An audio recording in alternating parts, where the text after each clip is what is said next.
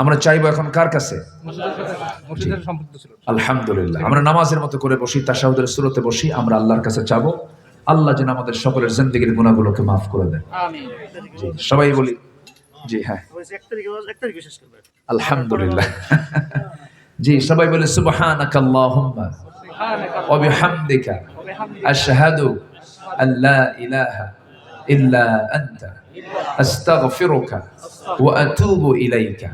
চিৎকার মেরে বলি, ইয়া আল্লাহ, আমার জীবনের সগীরা কবীরা, ছোট বড় সব গুনাহ তুমি আল্লাহ মাফ করে দাও। জোরে বলুন, ইয়া রাব্বাল আলামিন। যে আমরা চাইবো কার কাছে? আল্লাহর কাছে। দোয়া চাই সবার কাছে। সবাইকে আমার জন্য দোয়া করবেন। আমিও দোয়া করি আপনার জন্য। শুধু আমি আপনাকে এতটুকু বলতে চাই, আমি গোটা দেশে যত উপজেলায় মাহফিল করেছি, যত উপজেলায়, সব উপজেলায় তো যাওয়া হয়েছে, যাই, উপজেলা ভিত্তিক সবচেয়ে বেশি মাহফিল আমি কালীগঞ্জে করেছি, আলহামদুলিল্লাহ। চুপাই সহ আরো কোথায় কোথায় যেন গেছি। কালীগঞ্জের মানুষ কেন যেন মানে একটু বেশি বেশি ডাকে, আসি। তো যাই হোক, আসুন আমরা আল্লাহর কাছে যাবো। কার কাছে যাবো আমরা বলেন তো? আল্লাহর কাছে আমরা যাব। যে কেউ দোয়া করেন, আপনি দোয়া করেন। জি, আল্লাহুম্মা আমিন। আমিন।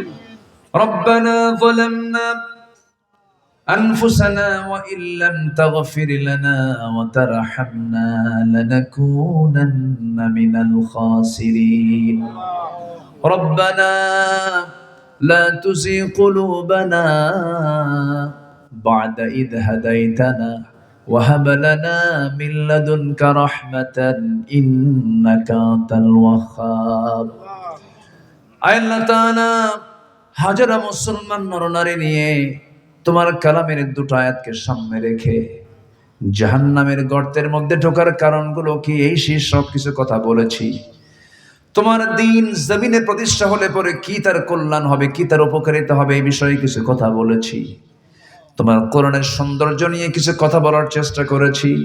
শাহী দরবারে কাঙ্গাল ফিকারির মতো দুটো হাত পেতেছি। আল্লাহ, গুনার দিকে নজর দিও না, বান্দা মনে করে তামাম জিন্দেগির সমস্ত গুনাহগুলোকে মেহেরবানি করে মাফ করে দাও। জনম দুঃখিনী মা যারা বিদায় নিয়েছেন, জিন্দেগির গুনাহগুলো মাফ করো, কবরগুলোকে জান্নাতের টুকরা বানায়া দাও।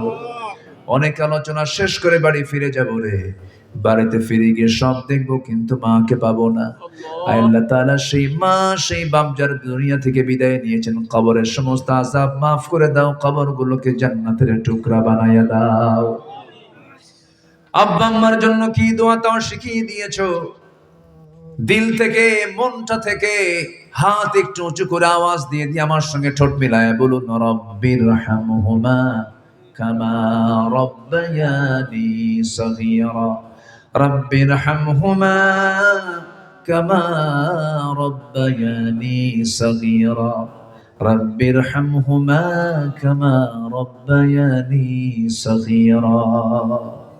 আল্লাহ তাআলা বিশেষ করে এই মাহফিলের আয়োজন যারা করলেন, শোনার জন্য দূর দূরান্ত থেকে যারা আসলেন, বিনিময়ে কিয়ামতের কঠিন ময়দান যেদিন কেউ কাউকে চিনবে না, এমনকি মা সন্তানকে পর্যন্ত স্বীকার করে বসবে, সেই কঠিন মুসিবতের দিনে মাহফিল সবার জন্য নাজাতের মাধ্যম তুমি আল্লাহ বানায়া দিও। তোমার বান্দাগুলোকে নিয়ে এমন সময় হাত তুলেছি যে সময় মুসলমানদের পায়ের তলায় মাটি নাই। ফিলিস্তিনকে বাঁচাও, মেহেরবানি করে বাইতুল আকসা তুমি আল্লাহ মুসলমানদের হাতে তুলে দাও। 56টি মুসলিম রাষ্ট্রের দুনিয়া 180 কোটি মুসলমানের জন্য একটা ওমর তুমি আল্লাহ পাঠায়া দাও। দুনিয়া থেকে কোন দিন বিদায় নেব জানি না, তবে যেদিন মরে যাব রে, টান মেরে ঘর থেকে বের করে দেবে, জীবনের শেষ গোসলটা হয়ে যাবে, মরমক সব দেখে দেখে চলে যাবে, কবরে শোয়া দেবে, বাঁশ চাপা দেবে, মাটি চাপা দেবে, ওই যে বিদায় দিয়া দেবে রে, আর কোনোদিন কেউ খোঁজ নিতে যাবে না রে। ও আল্লাহ, যেদিন মরে যাব কবরে সব টেনে হেসড়ে রেখে আসবে, 24 ঘন্টা যাবে না মাথার চুলগুলো খসে খসে পড়বে, 3 দিন যাবে না চামড়াগুলো গলে গলে পোকার পেটের খাবার হয়ে যাবে। মাত্র 3টা দিন চামড়াগুলো গলে গলে পোকার পেটের খাবার হয়ে যাবে রে। 7টা দিন যাবে, পেটের নাড়ি ভরি চোখ মুখ কান নাক দিয়ে বের হওয়া শুরু হয়ে যাবে। মাত্র 3টা মাসের ব্যবধান, যত্নে গড়া এই দেহ, মাথা থেকে পা পর্যন্ত কত যত্ন নিয়েছে এই দেহের, একটা চিহ্ন 3 মাস পরে খুঁজে পাওয়া যাবে না রে।